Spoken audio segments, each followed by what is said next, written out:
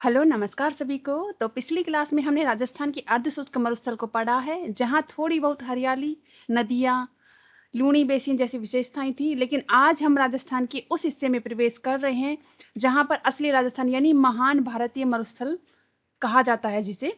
और एक ऐसा क्षेत्र है जहाँ पर हम कदम रखते हैं तो वहाँ दूर-दूर तक सिर्फ रेत के दोहरे या समंदर दिखाई देते हैं, जहाँ जो वार्षिक वर्षा है वो 25 सेंटीमीटर से भी कम होती है जहाँ की, ठीक है? तो आज की इस क्लास में हम बात करेंगे उत्तर-पश्चिमी राजस्थान के शुष्क मरुस्थलीय प्रदेश की। तो चलिए हम शुरू करते हैं। जो ये 25 सेंटीमीटर वर्षा रेखा है, ये शुष्क मरुस्थल और अर्ध शुष्क मरुस्थल को 2 भागों में डिवाइड करती है। तो आज हम बात करेंगे शुष्क मरुस्थल की, जो इसको भी 2 भागों में डिवाइड किया गया है।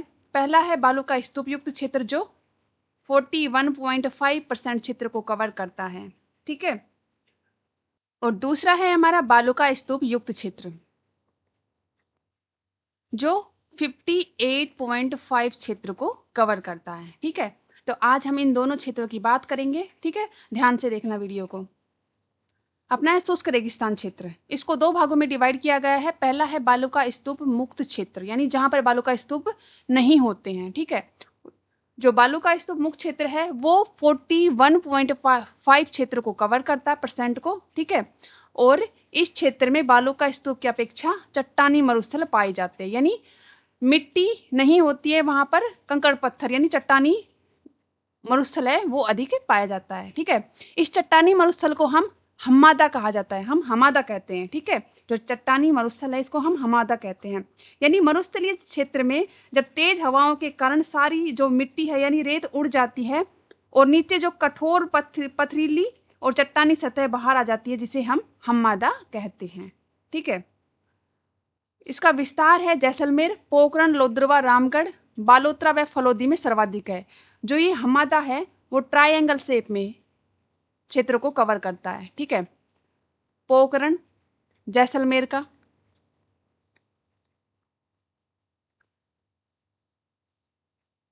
सेकंड नंबर पर है फलोदी, ठीक है? और थर्ड नंबर पर है चौहटन बालोतरा का।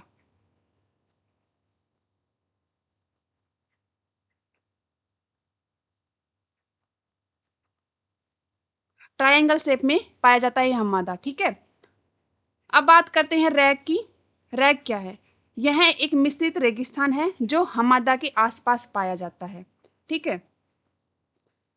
जहाँ पर यानी मिश्रित मरुस्थल के नाम से भी जाना जाता है ये रैग, मिश्रित मरुस्थल, ठीक है?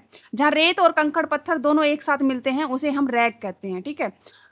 यह जैसलमेर, बालोतरा और फलोदी में विस्तृत है इसका एरिया। अब बात करेंगे इर्ग। इर्ग क्या है? इसे संपूर्ण मरुस्थल एवं विशाल मरुस्थल कहा जाता है, यानी इसे रेतीला मरुस्थल कहते हैं।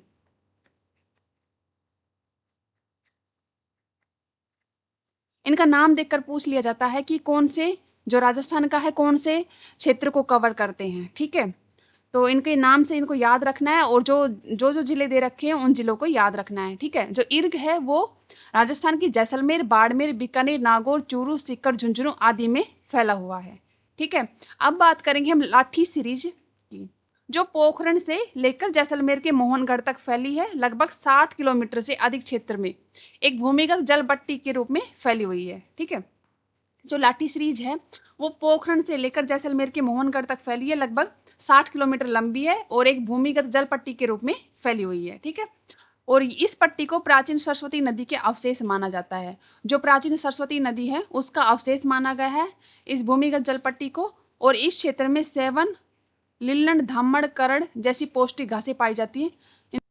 सेवन घास का जो प्रयोग है वो गोडावन, अपना जो राज्य पक्षी है, वो प्रयोग करता है, ठीक है?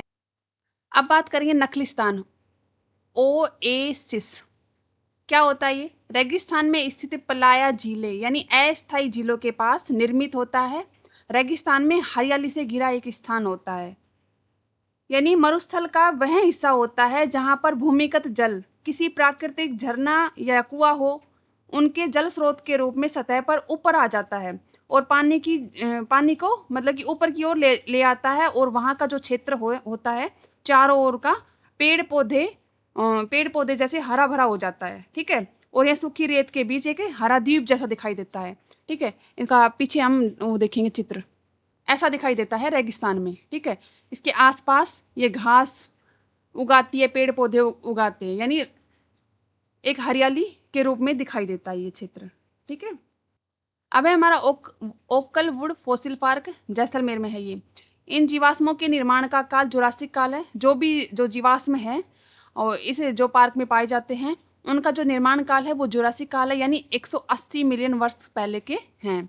ठीक है, जीवाश्म क्या होते हैं, यानी जो प्राचीन काल के पौधे और जीव या उनके जो अंग अंग होते हैं, उनके पत्थर में बदल जाते हैं। उन अवशेष जो उनकी जो अवशेष होते हैं या छाप होती है, उनको हम जीवाश्म कहते हैं। कुलधरा जो पहला कैक्टस उद्यान इसी पार्क में स्थित है। ठीक है, ये कुछ जीवाश्म के चित्र है। ये पहला वाला है घोंगे का जीवाश्म। ये है फाइटोसोर का। ठीक है, जो कुलधरा कैक्टस पार्क है वहां पर अभी भी स्थित है। अब बात करेंगे बालू का स्तूप युक्त क्षेत्र की, जो शुष्क रेगिस्तान के 58.5% क्षेत्र को कवर करता है। और बालू का स्तूप हवा द्वारा महीन मिट्टी के जमाव से निर्मित एक भौगोलिक संरचना होती है। जो बालू का स्तूप है वो रेत का टीला या धोरा भी होता है, जिसे हम रेत का टीला या धोरा भी कहते हैं। ठीक है, इन्हें बालू का स्तूप कहा जाता है। श्री मैकी के अनुसार 1979 में राजस्थान में 8 प्रकार के रेत के टीले पाए जाते हैं, इन्होंने बताए। और जैसलमेर में अधिकतम सबसे अधिक जो बालू का स्तूप बनते हैं वो बनते हैं जैसलमेर में पाए जाते हैं। और जो सभी प्रकार के बालू का स्तूप पूछे तो वो बताना है जोधपुर में पाए जाते हैं। बालू का स्तूप के प्रकार की बात करेंगे। सबसे पहला है हमारा अनुदैर्ध्य या रेखीय बालू का स्तूप, जिसे हम पवनानुवर्ती बालू का स्तूप भी कहते हैं, यानी पवन की दिशा के अनुदिश। ठीक है, पवन की दिशा के अनुदिश बनने वाला बालू का स्तूप। ये बालू का स्तूप प्रचलित हवाओं के समांतर बनता है, जिन्हें हम अनुदैर्ध्य या रेखीय बालू का स्तूप भी कहते हैं। ठीक है, ये हमारा बालू का स्तूप का चित्र है अनुदैर्ध्य का। जो हवा चलती है, जिस साइड से हवा चलती है उसके समांतर बनने वाला बालू का स्तूप होता है। और जो रेखीय रूप में ये बालू का स्तूप बनता है, जिसे हम अनुदैर्ध्य बालू का स्तूप कहते हैं। और ये रेत के टीले जो हैं अधिकतर जैसलमेर, बीकानेर, सूरतगढ़ जो श्रीगंगानगर का होता है वहां पर पाए जाते हैं। एग्जाम में कुछ नहीं पूछा, ज्यादातर यही पूछा जाता है कि पवनों की दिशा के समांतर बनने वाला बालू का स्तूप कौन सा है, तो वो हमारा अनुदैर्ध्य या रेखीय बालू का स्तूप है। कौन कौन से जिलों में अधिकतर फैला है ये, जैसलमेर, बीकानेर, सूरतगढ़ जो श्रीगंगानगर जिले का क्षेत्र है, इन जिलों में ये पाया जाता है। ठीक है, दूसरा है हमारा अनुप्रस्थ बालू का स्तूप। अनुप्रस्थ यानी 90 डिग्री पर बनने वाला जो बालू का स्तूप है वो है हमारा अनुप्रस्थ बालू का स्तूप। ये बालू का स्तूप प्रचलित हवाओं के समकोण या लंबवत पर बनते हैं। ठीक है, यानी 90 डिग्री के कोण पर बनते हैं। ठीक है, पवनों की दिशाओं के समकोण पर हवा के यानी 90 डिग्री कोण पर बनने वाले बालू का स्तूप को हम अनुप्रस्थ बालू का स्तूप कहते हैं। ये रेत के टीले अधिकतर बाड़मेर, जोधपुर, रावतसर जो हनुमानगढ़ का है, के कुछ भाग सूरतगढ़, श्रीगंगानगर का चूरू और झुंझुनू में पाया जाता है। ठीक है, तीसरे नंबर पर है अपना बरखान बालू का स्तूप, जो अर्धचंद्राकार रेत के टीले के आकार का होता है, इस शेप में होता है। ठीक है,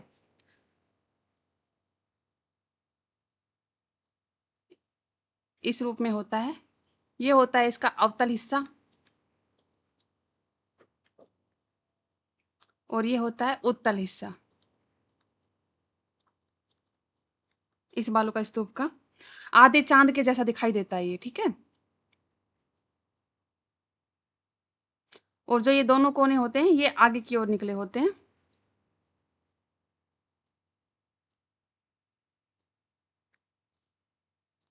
ये अर्धचंद्राकार रेत का टीला होता है। पवन सम्मुख उत्तर ढलान होती है, यानी जो पवन की सम्मुख दिशा होती है जहां से आती है वहां उत्तर ढलान, और पवन के विमुख यानी विपरीत दिशा में अवतल ढलान होती है। यह मुख्य रूप से शेखावटी क्षेत्र में, विशेष रूप से चूरू में पाया जाता है। और मरुस्थलीकरण में इनकी महत्वपूर्ण भूमिका होती है, यानी मरुस्थल को फैलाने में, मरुस्थल का प्रसार करने में इसकी महत्वपूर्ण भूमिका होती है। और रेत के टीले होते हैं जो अत्यधिक गतिशील होते हैं, यानी बरखान बालू का स्तूप के जो टीले होते हैं वो सबसे अधिक गतिशील होते हैं, ठीक है। यानी मरुस्थलीकरण का सबसे ज़्यादा जो प्रसार करते हैं वो बरखान बालू का स्तूप करता है, ठीक है। इस शेप में होता है ये बालू का स्तूप।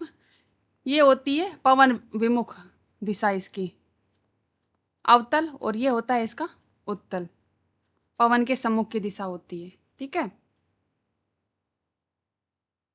ये इस रूप में होता है और ये ऊपर से ऊंचा उठा हुआ भाग होता है इसका। जिस तरफ चौथे नंबर पर है हमारा परवलयी का बालू का स्तूप। यह अधिकतर बरखान की विपरीत दिशा में व राजस्थान में अधिकतम पाया जाता है, ठीक है।